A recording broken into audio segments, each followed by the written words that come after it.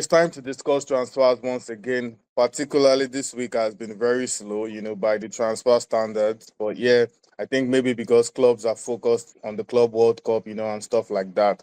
But yeah, moving on, there are still things to talk about as some developments are making the rounds. I think every transfer video we do, we must talk about Chelsea these days. And Victor, we're still talking about Chelsea today. They have identified Brighton's Joao Pedro as one of their top, transfer targets, and this has actually been confirmed by reputable sources, actual legit sources. But the question, I think we've asked this question like a billion times, but do they actually need Pedro? I mean, I feel like nobody really needs Pedro, especially not for the money that Brighton want. Yeah. Um, they, I feel like he's overpriced, bit overrated. People are, for some reason, very eager to let go of the fact that he's quite lacking in discipline, I would say. And I think if you were to come into a upper mid-table team for around 25 million pounds, it would be a smart-ish addition. Then Yeah. again, he's already with Brighton, who are an upper mid-table team. So where could he possibly go? I don't think Chelsea should be pursuing this avenue. I think they have other other positions to address first. But I mean, it's their money. As a Hmm. Liverpool fan, I'm happy to see them fail. Yeah, fair enough. And moving on to Nottingham Forest, actually, the latest news making the round is that they are interested in Colombian and Palmeiras midfielder Richard Rios.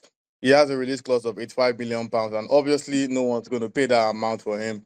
But the question around this transfer is that what is this newfound strategy of Nottingham Forest buying players from South America? They've already signed about, they've already done that with about three players already, and now it seems like they are moving for more South Americans.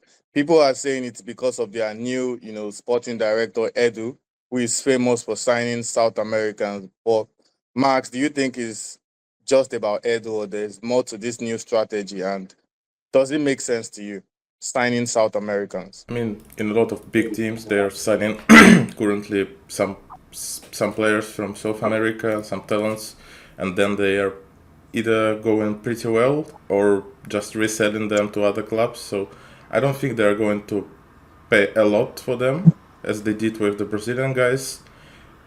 If they do well, at least one of them, it's nice. They're selling them and they have money for next transfers.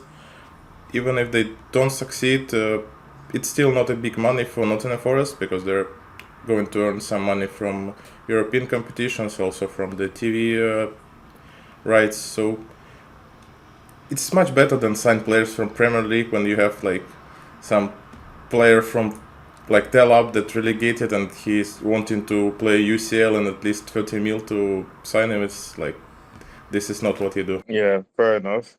And moving on, Victor, Bayern Munich are interested in Cody Gakpo after missing out on Nico Williams, who is likely on his way to Barca, and also Mitoma of Brighton. The question from a Liverpool's perspective is, should they let him go? No, I don't think so, and I also don't think it will happen. Arne Slot seems to put a lot of trust in his compatriot after all, and I don't think that time has run out for him at Liverpool either. I think he's a really proper quality player. Sure, he doesn't have the output of Mo Salah, for instance, but then again, very few do. I don't see how it would make sense for Liverpool to sell him unless it's for like stupid money. If Bayern comes in and puts 80 million pounds on the table, you can consider it. But for the sums that are thrown about 30, 40, 45, I don't think it makes any sense. Yeah, same thoughts either. I think he's still very quality to have as a squad player, and I don't think there's any logical amount that will give you that quality of a player like Cody Gakpo. So, except it's something outrageous, Liverpool are better off just keeping him. Yep. in my opinion. Yeah, and just on a final note, Max, this is not about, incoming players, but about keeping the ones already on the block. Arsenal are set to, tie Miles Lewis Kelly and Ethan Nwaneri to new long-term deals, especially Lewis Kelly, who was, subject of interest from Real Madrid. How big is it for Arsenal to be keeping these youngsters? It's funny that you're not asking Victor about that. Because after stuff what happened to Trent, you definitely might resign your talents for long-term contracts. Yeah, but I mean, obviously these two won't be on starting lineup of Real Madrid because they're full of stars at the moment. So probably these two are going to play for Arsenal at least 3 or 4 more years, and if they succeed like Trent did, after all they can probably move to teams like Real Madrid. But currently they're definitely more useful at Arsenal. Yeah, Victor, your thoughts on that? Yeah, absolutely. It would be daft of Arsenal to let them go. You know, both of them have established themselves in the team. Both have shown up when it mattered for Arsenal. Sure, it didn't end with silverware, but you really cannot expect teenagers to carry you to silverware. Yeah. I think I think it would be an absolute shame for Arsenal to lose either of them, and for the Premier League to lose either of them as well.